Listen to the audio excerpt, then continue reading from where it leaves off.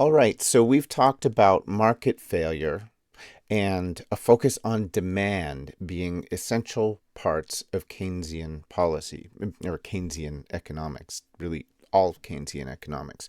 So demand really matters for Keynesian economists. That is, they feel that the economy is driven by how much spending people do, governments do, and businesses do. How much that means, how many resources those agents have to spend money in the economy, and even the desire that those agents have to spend money in the economy. That's what depends how well your economy is doing at any particular time.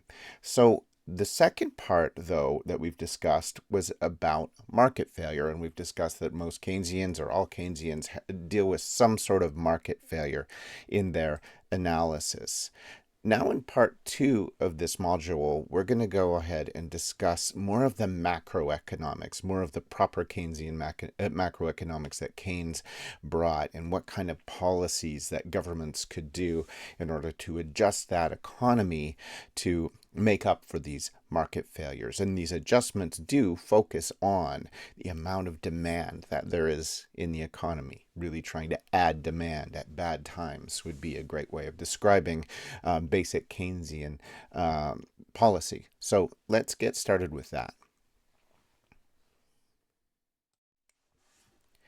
Let's start this by taking a big step back and look at the kind of big picture of a Keynesian conception of a market economy. You can think of it as a coordination problem that exists in a capitalist economy. What is this coordination problem? Well, think of a firm or a company that wants to make money in business.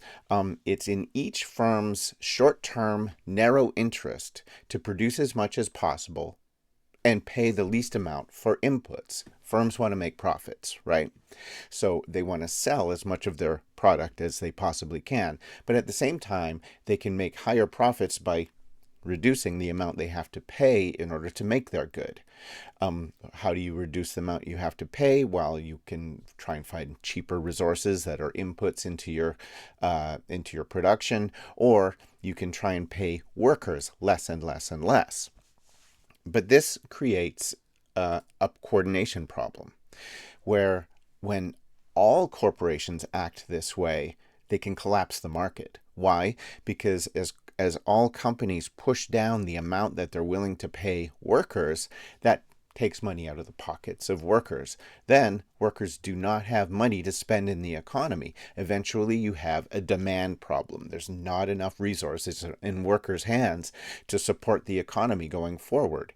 What happens? Businesses fail and collapse themselves. This is a form of market failure. And you can see, as is common with the Keynesian story, it relates to demand. Those workers just don't have enough money, and, well, businesses need markets in order to survive.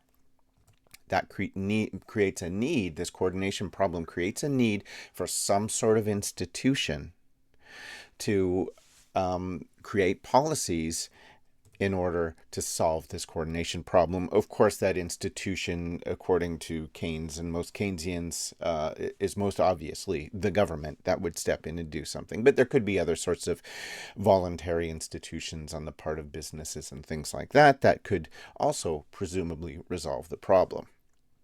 So what tends to have happened in the past is that firms and individuals have agreed to accept things like taxation and regulation, things like minimum wage laws and things like that, in exchange for a stabilized long-term economy where everybody can make reasonable profits and stay in business in the long run. And that's the big picture idea of Keynesian policy. Let's look at sort of more detailed stuff now to see how that plays out. So one of the main issues for Keynesian economists is that markets are volatile, and neoclassical economics doesn't have a satisfying explanation for the volatility of markets. So let's look at this picture. For example, this is annual growth of real GDP in the United States of America from 1930 to 2022. And whatever you see here in growth rates whatever the separate indications are, it's pretty obvious that they go up and down a lot, right? Look at this. They're volatile. They go up and down. You can see a similar thing if you look at U.S. unemployment rates. Here's U.S. unemployment rates. This is from 1901 to 2021. And look at this. This is what volatility looks like. Why isn't unemployment just kind of steady? Why isn't annual growth just kind of, why doesn't that happen at sort of a steady, regular rate, 2-3% a year, whatever it is, and just keep kind of growing steadily instead of just being kind of volatile? That's where neoclassical economics, according to Keynesians, doesn't have a satisfactory explanation. Neoclassical economics says, well, there must have been some sort of real change in the economy in each of these ups or downs in order to make that happen. So maybe sometimes there's a positive shock. A new technology comes in and makes the economy go really well, and unemployment goes down and growth goes up. But then some sort of negative shock, like a disruption of the supply chain of some sort, comes in and hauls the economy down. These are natural. It's just the market reacting to these real changes in the world, essentially. That's the neoclassical economic explanation. Keynesians say that's not enough. Yes, real changes in the economy can impact the economy, clearly, but capitalist economies tend to go up and down in a really volatile way, even at times when there aren't really detectable real changes in the economy. They seem to automatically go to a peak and then stagnate and then collapse.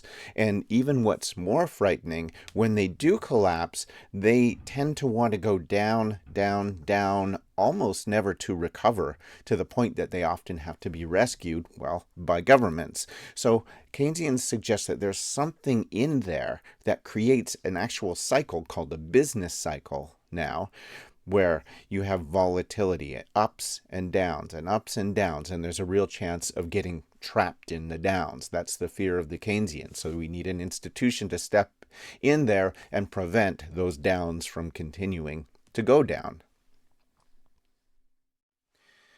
Now, a big part of the Keynesian explanation of market volatility has come to be just the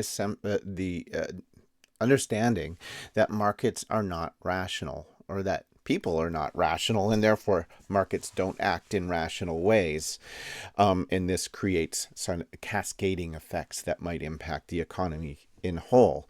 For example, here's a quote by Keynes.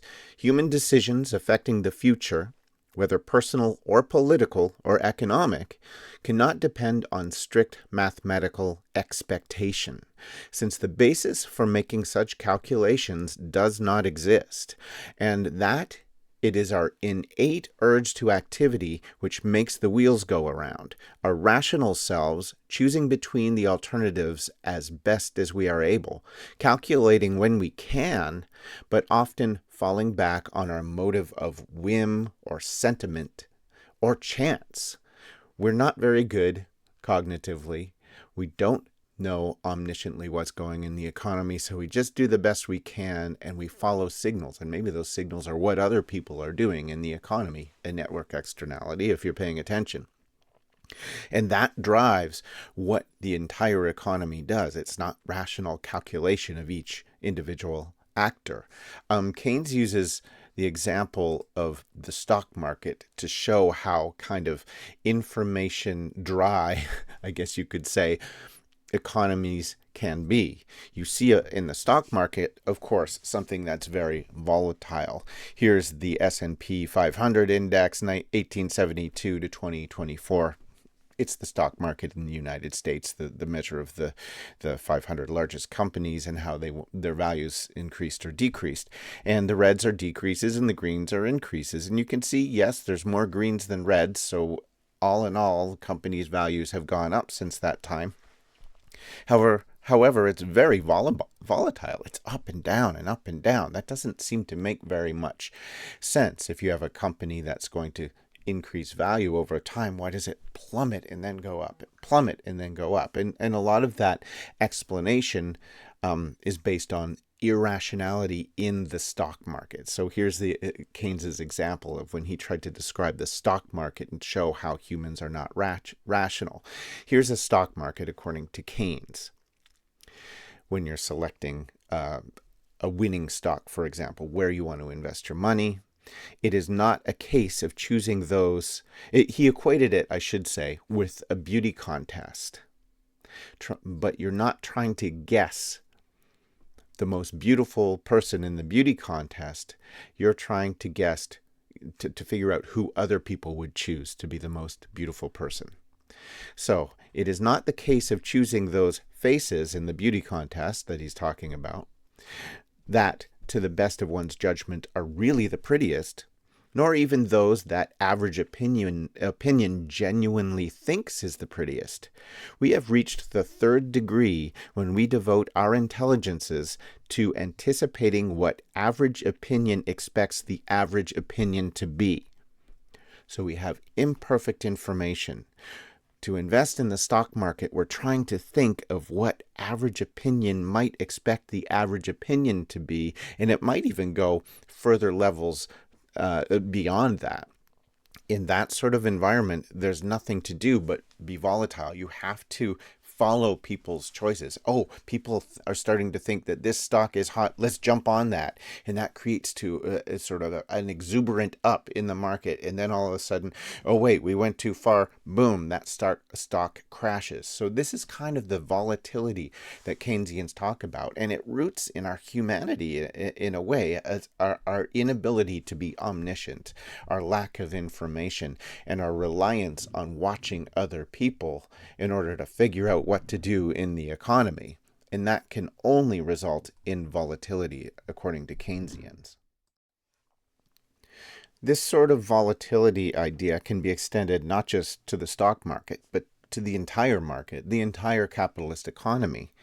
If you look here at the business cycle, you can see the volatility kind of baked in, according to Keynesians.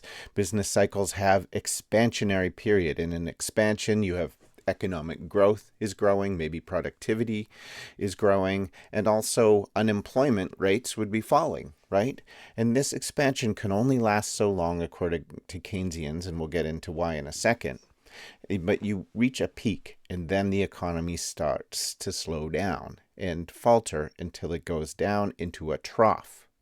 It can into a recession first, and then into a trough. And if they stay long enough in this trough, that's called a depression. But then a recovery can happen, and there's an expansion, and then you get another peak, and then another recession, maybe down into a trough. And if it stays long enough, that's a depression as well. And that seems to be this sort of volatility, according to Keynesians, that happens throughout history. So what happens at a peak, though? Why does it have to turn around and go down? Well, at a peak economy, Keynesians argue that resources have become more scarce and expensive. More companies are getting into the market, and they might not even be the best, most efficient companies, but they're buying more resources, they're hiring more workers, so that's driving demand for workers, demand for resources. So then you've got the price of workers and price of resources increasing. Well, that's inflation when prices increase. So inflation rises in consumer, but on the other side, the consumption side, consumer demand might be satiated. At a good time, maybe everybody's got 3 big screen TVs or something like that, and they don't really want more. So demand isn't increasing at the same amount as supply is increasing at the peak. So that might slow businesses down. Less people are buying things. All the inputs are getting more expensive because of inflation. Then that means at the peak, you start to turn into recession. But what happens at a trough? At a trough, way down at the bottom here, competitors have gone out of business if they're weaker competitors. Only the most efficient will stay in business. Labor, that is workers, will agree to work cheaper in a trough, and other inputs would also be cheaper. Materials that the company needs in order to produce, those would be cheaper. And remaining businesses will start to reinvest because labor's cheap, inputs are cheap, and so they'll start to stimulate more growth. And that is how you get naturally out of a trough, go through a recovery period into an expansion, eventually to hit another peak. There is a problem, according to Keynesians here, and that's basically that markets tend to get stuck in the trough, and they can plummet ever lower. Markets do not tend to recover on their own. They can get into what's called a deflationary spiral. That's when prices are going down. And people, here's the irrationality part, people's expectations become to be that other people will expect that the economy is going to go down and down and down. So with increasing price dropping, that's deflation, and consumers all tend to want to wait until the prices get lower. You're not going to buy a big screen TV if you know that tomorrow it's just going to be cheaper. This is another coordination problem this time on the demand side. All consumers are holding on their money before they make those big purchases. What does that do? It further reduces demand in the economy. Things aren't selling as much, so prices keep going down. People see prices continue to go down, and they tend to hold their money because they know they can get things cheaper next year. This causes more deflation, less business productivity, a shrinking of markets, and a continual deflationary spiral. You never get out of the trough. That's the problem, one of them, in the Keynesian business cycle. Sticky wages are often, this was kind of the original problem identified by Keynesians, which has expanded on different sort of ways in which you can get stuck in a trough. But sticky wages are also an issue. Human wages are not like other resource inputs. Human wages can only go down so far, and that is so far that humans are deprivated, starved, lose everything they have, lose all their motivation, in depression.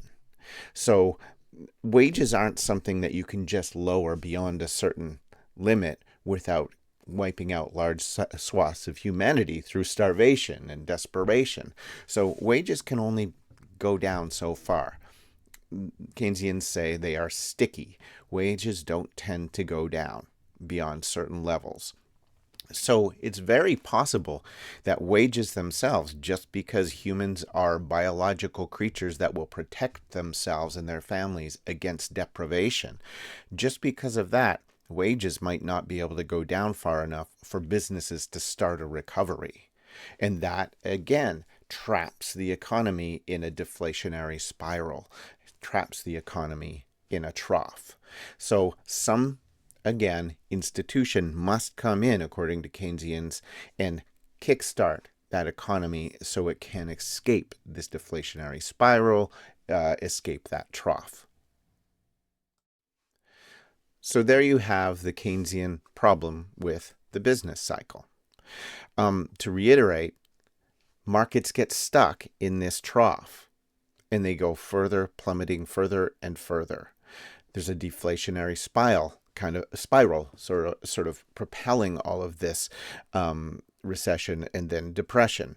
Sticky wages are part of the problem as well, as you cannot push wages so low that humans cannot survive, and they won't accept that. As Karl Polanyi, the famous political scientist and anthropologist, suggested, humans will protect themselves against that amount of deprivation and marginalization.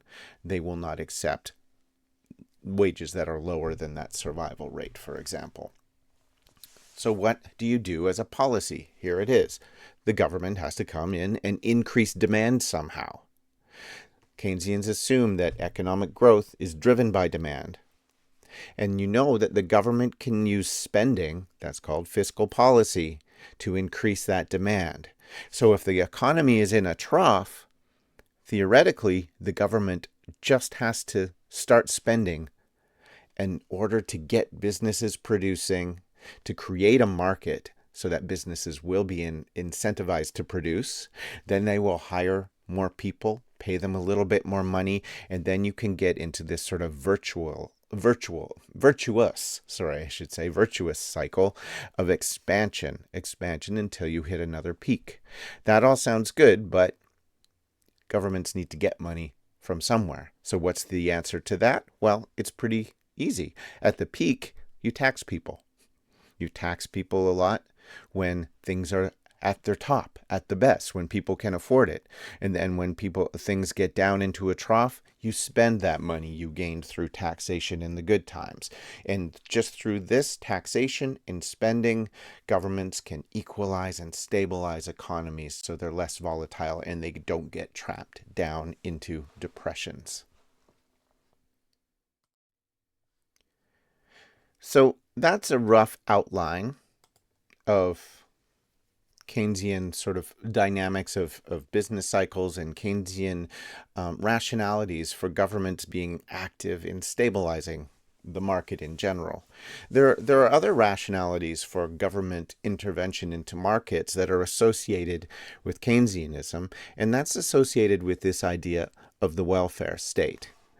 The idea of the welfare state comes first by a few realizations. But what a welfare state is a government that's active and it guarantees citizens basic social and economic security in general. The role of the government is to take care of its citizens. So they might need to provide healthcare support, income support for those who lose their jobs, and other social services. That's the meaning of a welfare state, a state that protects the welfare and well-being of its own citizens. This comes from a realization based on market failure. There are public goods that are underproduced by markets. What is a public good? It's a good that's used by a lot of people in the public. That's one way to understand it. But more succinctly, these are goods with positive externalities. And if you remember our discussion of market failure, goods with positive externalities don't tend to be produced enough by private markets, by the capitalist system. So you need a government in there to produce those things. And we shared some examples of goods with positive externalities: education, healthcare, roads, security, policing, and national security. For example, roads, there's not much incentive for companies to pay for roads, even though they use them a lot. But privately, they just won't make that investment. Why? If I build a road, everybody can use it. Therefore, I'm not going to build that road because I can't afford to build a road big enough for everybody to use. That's a big problem. What do? We get governments to build that road. So that's a good with positive externalities. If you invest in it, a lot of people are going to get benefits from it. And as we discussed, the same positive externalities are present in education, healthcare, and things like that.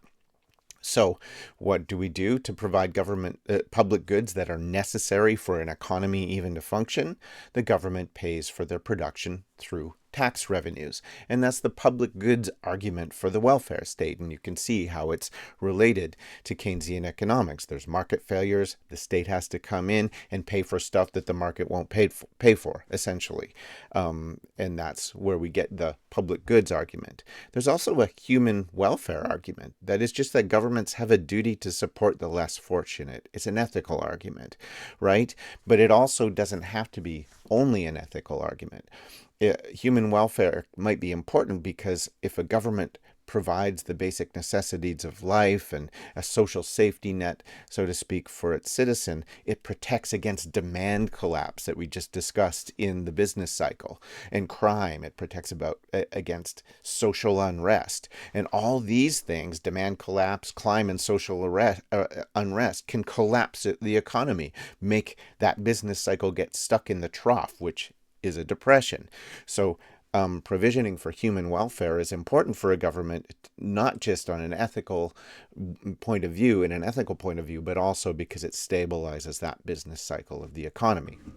So the idea of social democracy emerged, and that was connected to Keynesianism.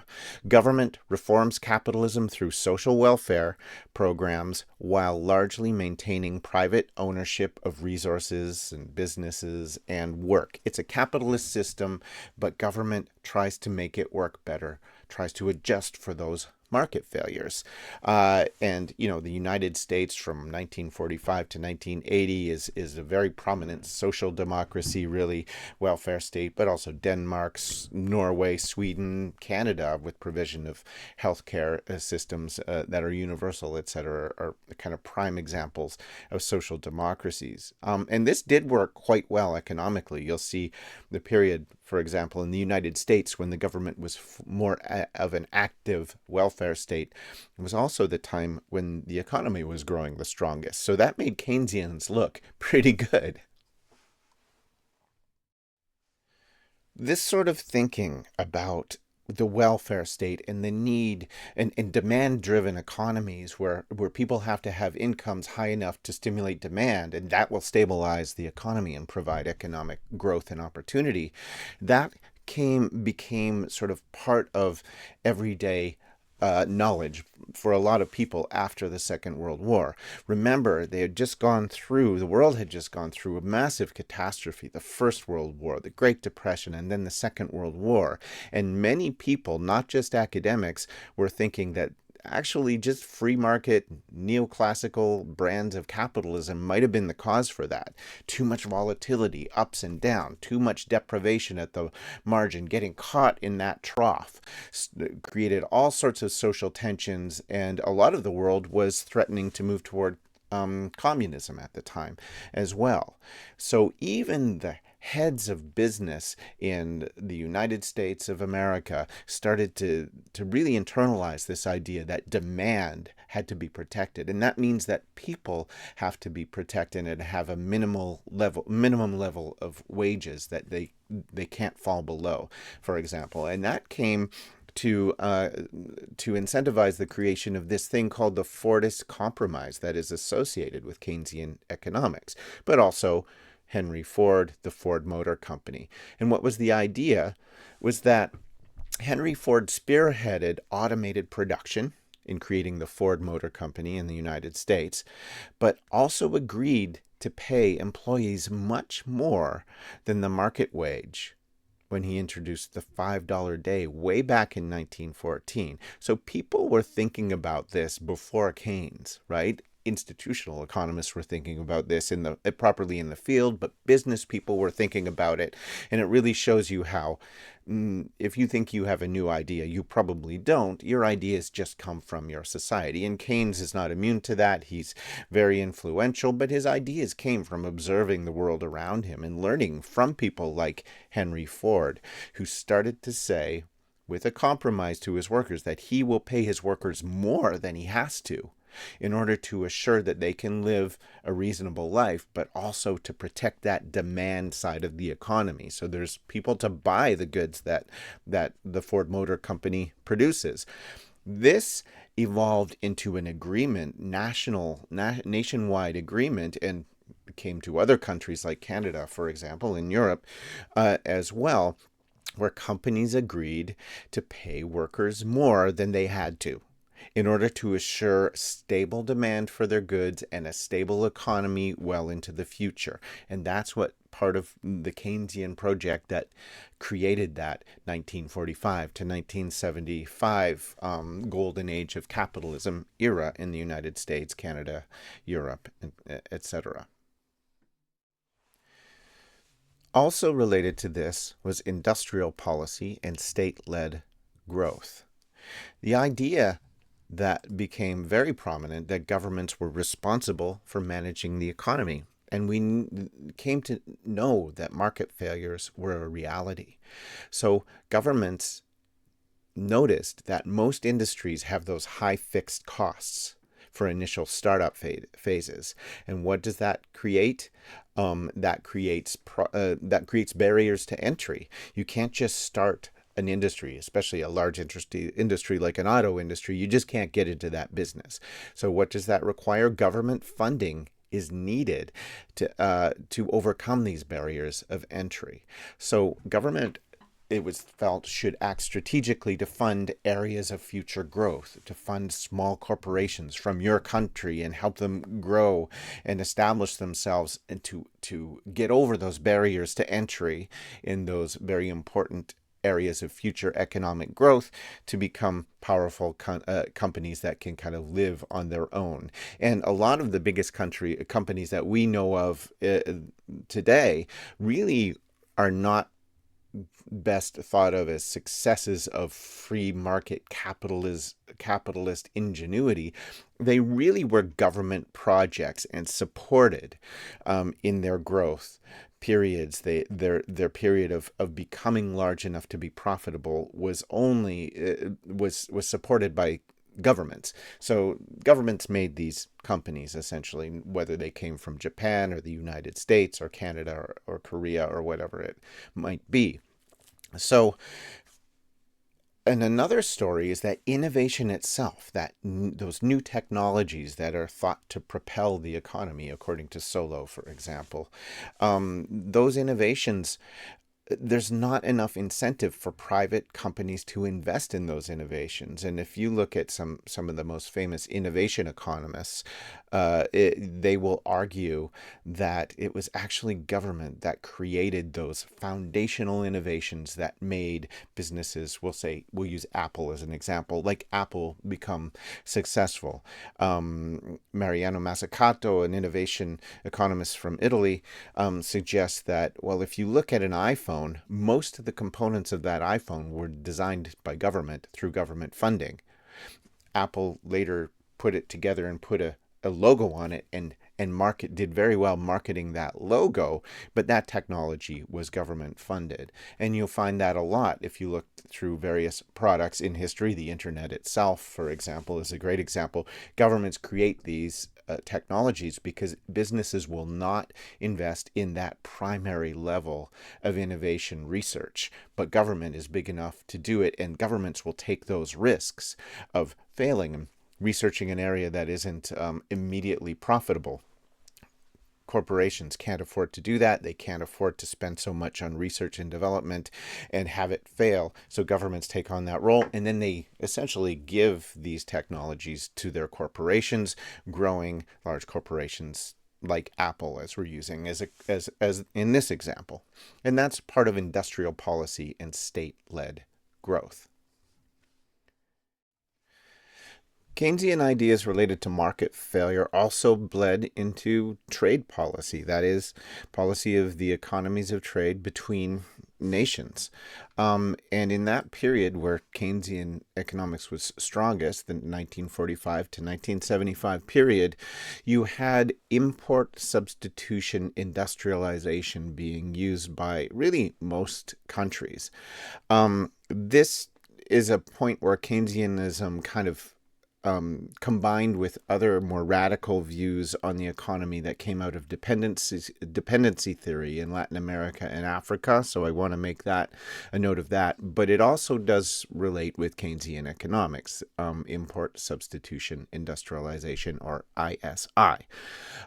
That's when the government raises tariffs on its borders to protect its small baby industries, its infant industries, as it said, from competition. So first you put a trade barrier to prevent countries from outside from importing a good into your country, and then the government invests in that industry in your country with the idea of you can produce the goods you need to provide for the people in your country with your own industry, as long as you first block through tariffs those cheap imports coming from outside, and then also at the same time invest in your own industry.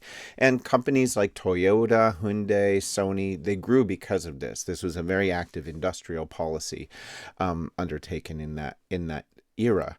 That changed, especially, though, a new idea based on the idea of ISI emerged. And this new idea really took ISI and made it concentrate more on exports, using export-oriented industrialization. This really happened mostly from 1975 to the current period.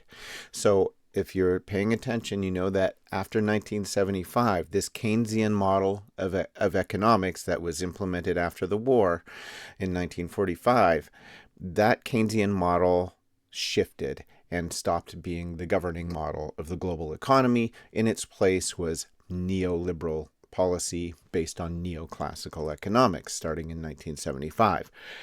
Some countries didn't make that shift, though. Some countries decided to maintain or even develop, in the first place, a Keynesian style kind of industrial trade policy. Okay, and especially if you imagine the world after 1975, where you have free trade, free capitalist markets through most of the world. But if some countries decided to say, no, we're going to use government to actively support our industries and export those products and sell them to the rest of the world, those countries could take advantage of that kind of neoliberal kind of trade climate and really benefit themselves by growing their industries and selling stuff essentially to the Americans, selling stuff to the Canadians, selling stuff to the Europeans. That's what happened with export-oriented industrialization. Government subsidized the manufacturers to increase export potential. It was hugely successful in Asia. You had the emergence of what were called the Asian tigers, Hong Kong, and later China, as we'll see, Singapore, South Korea, Taiwan, Japan as well, were countries that really took advantage of that. And that's why, from Japan, for example, Toyotas started to be imported so much into Europe and the United States and Canada. Why? This export-oriented industrialization. So it was like ISI, import substitution industrialization, but with the understanding that maybe the markets internal to some countries aren't big enough to support businesses of that size. So the idea, especially with neoliberal policy, freeing trade in the entire world, some countries who didn't follow that policy could take advantage and say, let's build our industries really strong and sell to the Americans, essentially, and the Europeans and Canadians as well. So here's some picture to show that. I want to compare these two economies because they're really interesting. We've got China and Japan, and this is just the size of their economies and GDP. And you can see it's from 1950 to 1978. So roughly that period of Keynesian import substitution industrialization. China sort of was separate from the global economy in this period because of political reasons, and its economy didn't really grow. But Japan, for a couple of reasons, was able to really do a successful import substitution or industrialization, and then also export-oriented industrialization in this period. And look at how their economy grew massively while China stagnated up until around 1978. Later, though, China caught on and saw that Japanese model of export-oriented industrialization and thought, we can do that. China is a Marxist country which engages in more Marxist economic thought, but it said, let's take some of these ideas from Keynesian economics, more or less, or from dependency theory even, and implement them in our own economy. And what do you get? Here's China versus Japan GDP comparison from 1980 till almost current. And what do you see? Yes, China's stagnating even through 1980, but around 1990, when this neoliberal policy globally really kind of kicks in, China started to invest in export-oriented industrialization, and then all of a sudden grew like crazy and surpassed Japan and is now one of the largest, if not the largest economy in the world, and one of the most productive places in the world because they took government funding, found that they could use it to address market failures and really promote innovation, get their companies past these sort of barriers to entry, get them to a size where they can compete globally, and then export en masse to the rest of the world. So there you go. Government support for trade is very effective. It has been very effective in the past. And that's really inspired by Keynesian economics. The expansion of Keynesian economic ideas in the 1945 to 1975 period was not an accident. That expansion globally, was no accident. It was the product of a system actually imposed by the powers of the world, primarily the United States, in order to reorganize the trade systems of the world. And that system that was invented to impose this Keynesian economics on the world was called the Bretton Woods system. Let's look at the components of that system now. Okay, here are the main components. The first is the International Monetary Fund. The initial purpose of the International Monetary Fund, and we've discussed these already, they're part of the United Nations system, I should say. But the initial purpose of the IMF was to lend money in order to stabilize currencies. Well, we haven't discussed currency markets very much, but they go up and down with a great amount of volatility with markets. That was experienced in the past, especially the Great Depression era. So the idea is you need an international agency that will stabilize those markets, basically by giving companies who are having countries that are having a currency crisis, giving them a bunch of money to buy their own currency and make it valuable again. That was the point of the International Monetary Fund, to provide, here's that coordination problem again, provide a stable international economy that companies can then operate in, understanding that they have stable demand and a stable economic order in which to operate. After the 1980s, however, when neoclassical economics took hold of the imaginations of economists, so to speak, it changed its purpose. The IMF changed its purpose, and that purpose became to impose neoliberalism. The IMF had lent money to a lot of economies in order to stabilize themselves. It used that leverage of those countries owing the IMF a lot of money to say, you must now get rid of your trade barriers, get rid of your import substitution programs, sell government assets, get your government out of the economy, impose neoliberalism. And the International Monetary Fund was used as a big wedge to make countries of the world do that, even if they didn't want to. The World Bank has a similar story, right? The initial purpose of the World Bank was to lend money for government-supported development projects, so they can do that import substitution, industrialization, or so they can provide those public goods, the hospitals, the education, the social welfare systems, those public goods that economies need, and according to Keynesians, to function. That was its point, and it lent large amounts of money to countries to build those airports, to build those hospitals, to build those education systems and roads. Well, after the 1980s, when neoclassical economics had a resurgence, it was used, the World Bank that is, was used to impose neoliberalism again.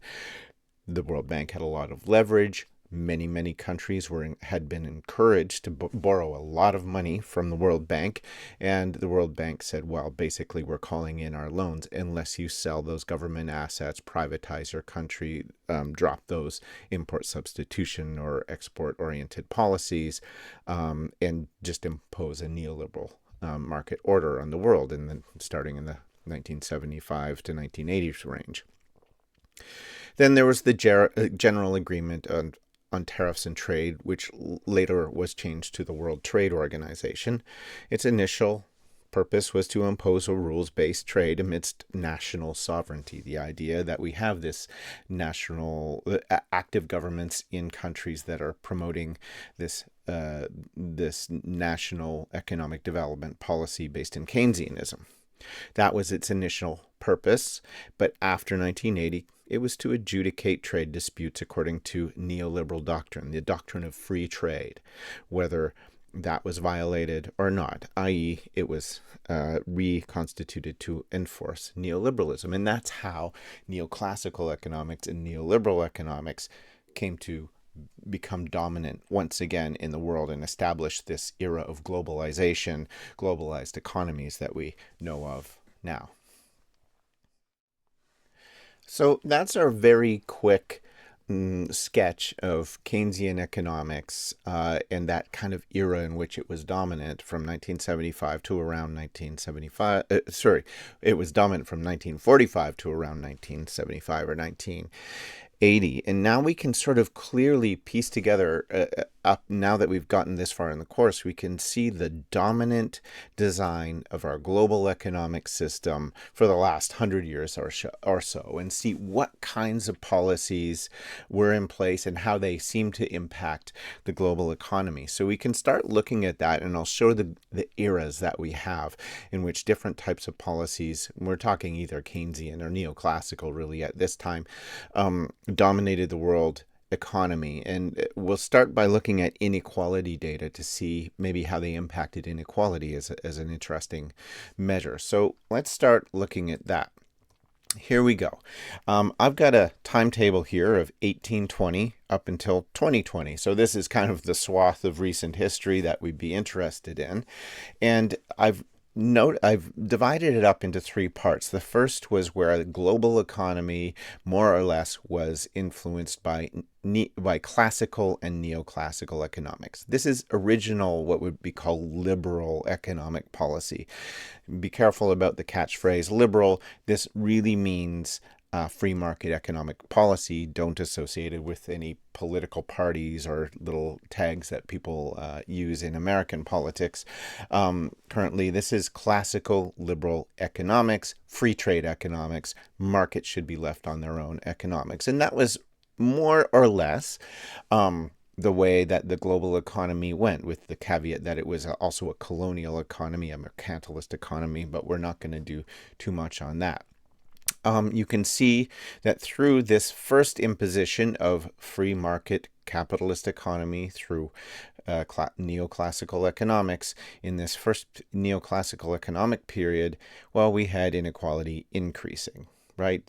You can measure inequality here by a number of ways. This is measuring how much of the income of the world did the richest 1% make compared to the other segments. And you can see the income of the richest 1% of the world increased and increased and increased in this first neoclassical period, while the bottom half of the population saw their incomes decrease. And they've also got the top 0.1% here, their percent of increase is showing that their incomes increase. So you got very wealthy people getting much, much more rich, while the majority of the population became poorer in that first neoclassical period.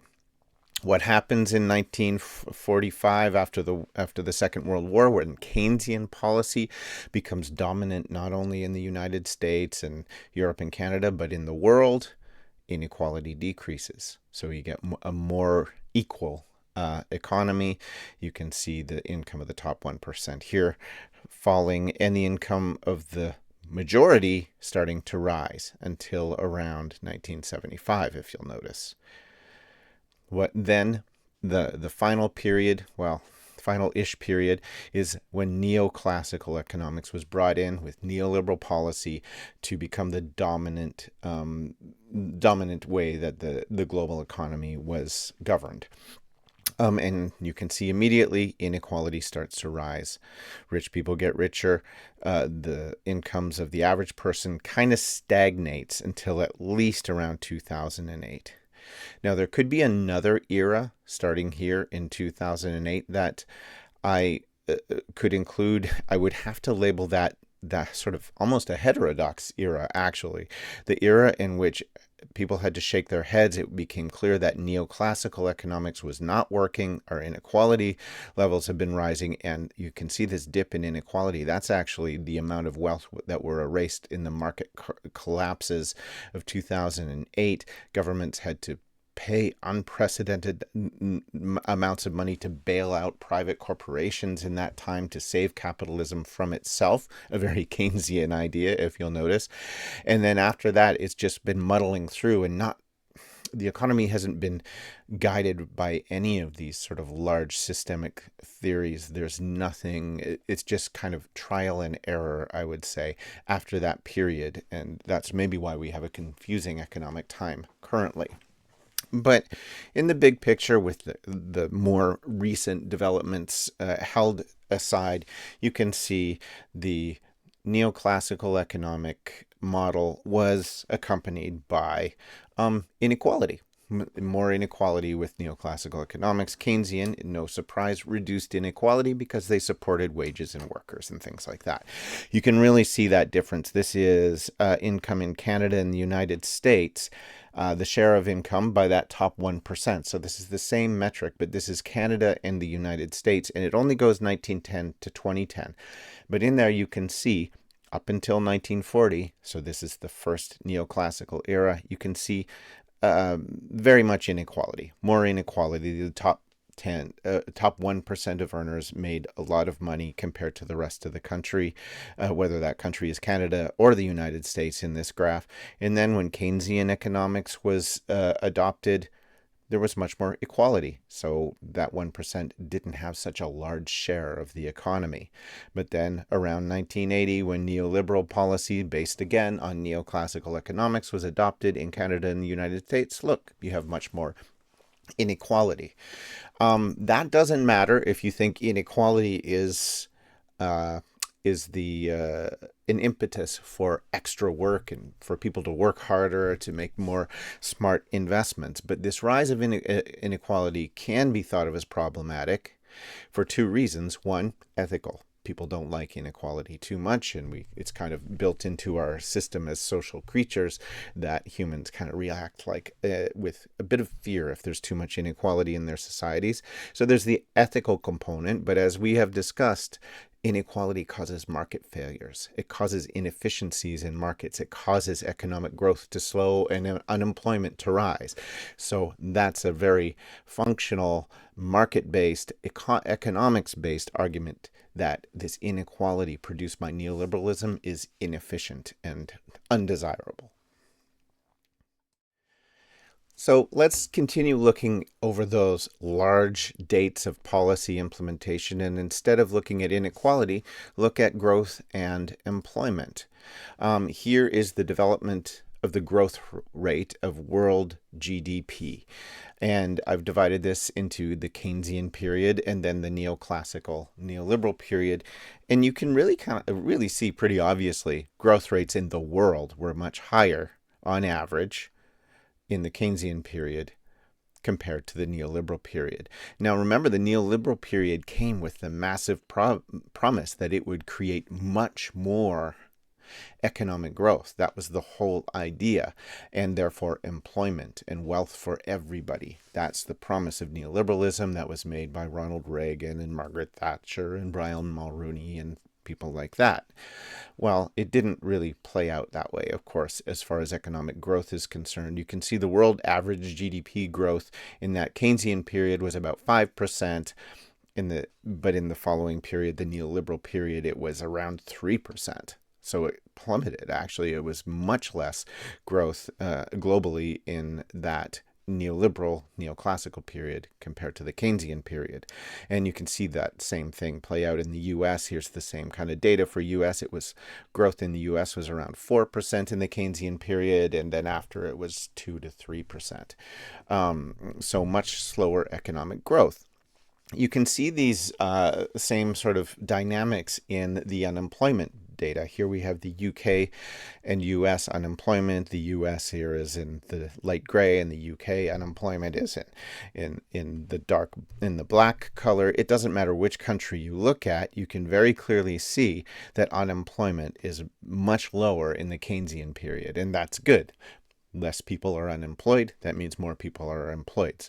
So you want an unemployment level to be as low as possible. In the Keynesian period, it was, in the United States, in this case, it was 4.5%, and then to 6.26% on average after 1980. So unemployment was a bigger problem with economies designed through neoclassical economics approaches than they were when they were designed through Keynesian approaches. Things got worse under neoclassical economic criteria than they were under the Keynesian system. You can see this actually an interesting thing with China's GDP growth, because we've been focusing a little bit on China. Remember, China came in sort of the neoliberal period, but didn't do neoliberalism. They didn't do neoclassical economics. They combined Marxian and Keynesian economics within a global neoclassical framework. So the world was neoclassical, but China was Keynesian and Marxist, and it really financed development of technology and the growth of its own business for exports. And you can just see how the GDP of China exploded with that model, became much more successful. So it went the opposite way of the rest of the world, as the rest of the world was having more unemployment and and stagnating economic growth in the neoliberal period. China kind of jumped in using Keynesian economics and mixing it with Marxism and having an explosion of economic growth. We can look at these eras as far as they impact productivity as well. And we've seen this picture before. Here's total factor productivity. This is in the United States before and after the Keynesian period. Okay, so you've got 1947 until around 1975. So it's very clear here that up until around where my pointer is now, that's Keynesian economics. And total factor productivity, the amount of output per worker, is growing fairly constantly since then. After 1973, it flatlines. Hardly any growth in productivity occurs. And this period is often called the Great Stagnation because of that. So if you look at just productivity, you have to recognize that productivity was much higher in the Keynesian period compared with the neoliberal and neoclassical period that followed it. You can see a little blip up in productivity, interestingly, in the more recent economic era, where we've been kind of just experimenting and falling off that neoliberal, neoclassical doctrine. But the story in general, and I mean, that's an interesting story that we don't really have time to go into in this course, but I would suggest would be interesting for future work. But in general, neoliberal, neoclassical policy imposed globally caused productivity to stagnate. You can see that this is the United States. You can see this in other major countries as well. This is from 1985. So once neoclassical economics has really reformed that system, and up until 2015. And the general story, these are various OECD countries, wealthy countries, and you can see it's a downward trend in productivity. Productivity becomes lower and lower and lower as we get deeper into the neoclassical, neoliberal era. So productivity seems to have took a hit because of neoclassical economics. Or did it? This is where we need more research, because there's two major things that happened around the mid-1970s. One, the imposition of neoclassical economics as the dominant economic model, yes, but the other, super high energy costs, right? Oil prices, as we've discussed already in this course, oil prices at this time went through the roof. It may be the case that economies are just powered by low costs for energy. And if you have cheap energy, you get a higher output economy. Or it may be the case that Keynesianism was better at doing growth, better at lowering unemployment, and better at incentivizing productivity than neoclassical economics was. And those things really need to be pulled apart by data. It's the story here could suggest either one of those things or a mix of them.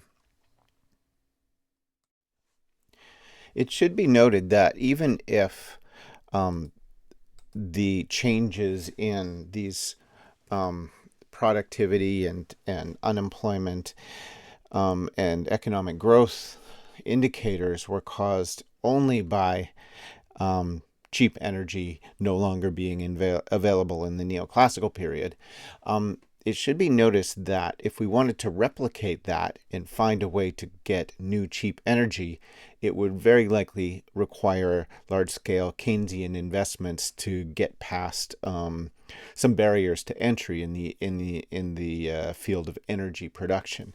Why is that? Generally, fossil fuel prices are high, and fossil fuels are a scarce resource, so they tend to stay high as you increase extraction. However, solar and renewable resources are now, as far as variable costs are concerned, after those great initial investments are required, as far as variable costs and often fixed costs too are concerned, those solar and wind, for example, ways of generating energy have become very cheap. As a matter of fact, once you have a solar panel, the energy it generates per unit is almost free, whereas once you have a, say, natural gas burning power plant, you still have to go get the natural gas as an input. And that makes the variable costs of renewables much cheaper than the variable costs of fossil fuel production of energy, for example. So for that reason, to the way forward, if we wanted to turbocharge economies with cheap energy, would very much require massive government investments in clean energy. This is actually being done, as we'll see later in the course, by China right now, and giving China a very large advantage in the future, specifically because of clean energy. And not clean energy, well, clean energy, but also very cheap energy, which clean energy is.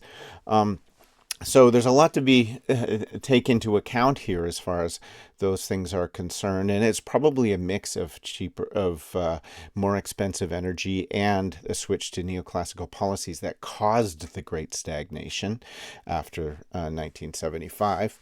And we really have to pull that out. But the solutions may be more Keynesian policy or some other form of economic policy, and we'll see about that. But there's more than economic policy at stake here. Don't get me wrong, economic policy is important. The way we build the economic systems that sort of run the commanding heights of our world, well, that's kind of the point largely of this course. And it's important for us to know as citizens what kind of maybe political parties to vote for based on the kind of economic policies that they advocate for. Do they make sense given what we know about how the economy works? That stuff is really important. But it's also really important to understand economies if you're just in business, if you're a human working in markets. So that's why I've got this last slide in this section here. Like, what does this Keynesian understanding of the economy mean for a business person, somebody undertaking strategies in that? So I've got here a little table I put together of business strategies, and I've got first, considering maybe if you're a small business, that might be you might have different strategies as a small versus large business. Why? Increasing marginal returns to scale, barriers to entry, make life in a small business much more different than life in a big business. So I've divided it into two columns here for small business and another for big business. And I've divided it into two rows as well. One for what would neoclassical economics, that sort of understandings of economics, tell you to do in the case of each of these business scenarios, and what would a Keynesian understanding of how the economy works tell you to do as a participant in the business economy. So let's start with the neoclassical, because that's the simplest. Remember, neoclassical economics says as long as there's private property, you will have a capitalist market, and supply and demand will equate to each other. There's perfect knowledge, perfect competition, etc., etc. You don't have to do much other than make that market in order to have a fair business world. So what do you do if you're a business person, say a small business person in a neoclassical market? Well, you create a quality product for customers, and then you work hard and you be smart. That's all you need. If you're a large business, and you're understanding the world according to neoclassical economics, you offer a quality product. Probably you're a large business, so you just continue to offer that product. You don't necessarily have to create a new product. And then you work hard and be smart. That's how you do business if you understand the world as according to neoclassical economics. But how do you do business if you understand the world according to Keynesian economics? And as we've noticed, Keynesian economics was based on observation of real world economies, how they seem to work. So it might look more like the real world to you when you view it through the eyes of a Keynesian economist. So if you're a small business, yeah, you have to create a quality product. People need to want to buy the product that you create. And yeah, you should work hard and smart, definitely. But you also need to market and invest to try and beat barriers to entry. They exist in almost every business. And if you just have a good quality product and then you work hard and sit back, but you don't do any marketing and don't spend a significant portion of energy and money and time on marketing, odds are nobody's going to hear you. You won't transcend those barriers to entry. You would also want to work strategically to take advantage of market failures. Market failures distort markets, but you can use them as business people to your advantage. If you're starting a restaurant, often sometimes the practice is to hire people to go to your restaurant for a week or so and eat food, or at least give them free food. Why? It looks like it's packed with people. And then other people notice that and they say, oh, that must be a good restaurant. That's taking advantage of an information asymmetry in a market. And you can do that as business, and actually that's done all the time. But if you just think you can make a quality product and the people will come, you won't be able to take advantage of that sort of market failure and create a business opportunity for yourself. You've got to work strategically then and take advantage of those market failures. You want to link business strategy to government supports. In a Keynesian world, the government and the economists working for the government understand that there are market failures and there must be investments in there in order to correct the failing market, so to speak. So you have to understand, okay, where is the government thinking the areas of opportunity are? Where are government programs going to be?